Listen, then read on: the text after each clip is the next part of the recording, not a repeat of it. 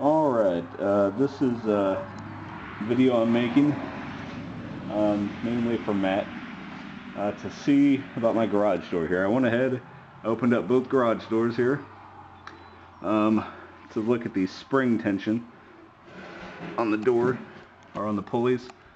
I can't tell honestly how they are. There's that one, just minimal force.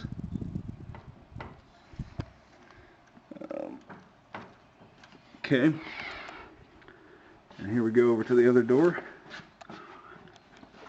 over to the other side. Okay, there's that.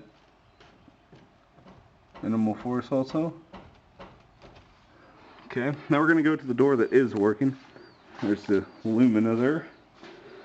Okay, oops, that was the chair. Okay, here's the door that is working. That side. And this side. That's the door that is working. So I'm gonna run the door real quick. It's been acting kind of weird today, but sorry for the mess. Okay.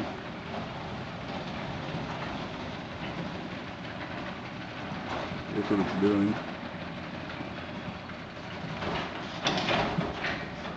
And of course that time it closed. So it's been acting weird.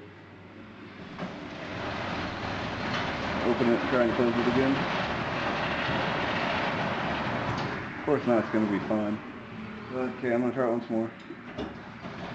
What it has been doing is once it gets right over to here, past this part in the track. Well, it has been, when it gets to this point, it bows like it has been, except it bows a lot higher, and the door jolts to a halt, and then it goes back the other way. And I've been having to take the emergency release off to get it down. But yeah, hopefully that is helpful in some form. I'm still kind of a novice with garage door stuff. Once more here.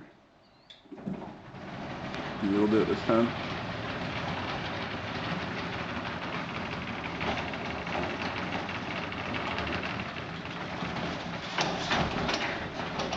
Well, now it's closing, but I know it's not supposed to do that.